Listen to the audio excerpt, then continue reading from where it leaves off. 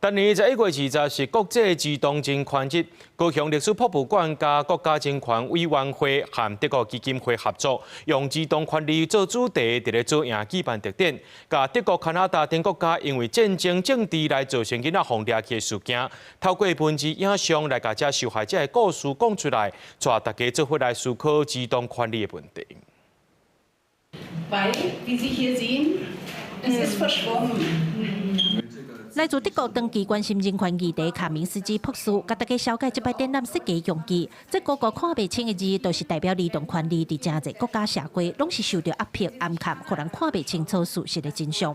博士讲，这摆展览有收集过去德国、苏联等国家的实际案例，透过文字影像，要带大家来重视儿童的人权问题。这摆甲高雄历史博物馆合作办展览，博士也正感谢官方加入台湾的案例。Nicht nur, dass Sie den taiwanischen Teil hier recherchiert und ergänzt haben. Die Präsentation dieser Ausstellung ist ganz exzellent. Also wir sind sehr begeistert, alle aus der deutschen Delegation.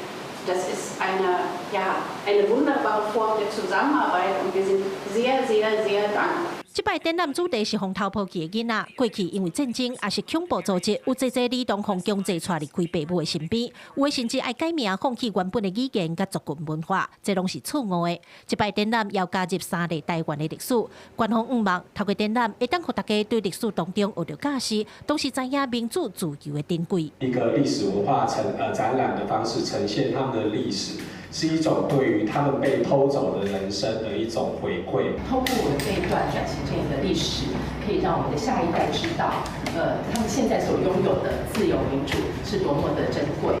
11月20日是国际儿童人权日，官方表示，展览对初5起，会伫左营等到11月初2，落尾会刷来到市立图书馆展览。官方期待大家做过来关心儿童人权议题，斗阵来守护囡仔权利甲未来。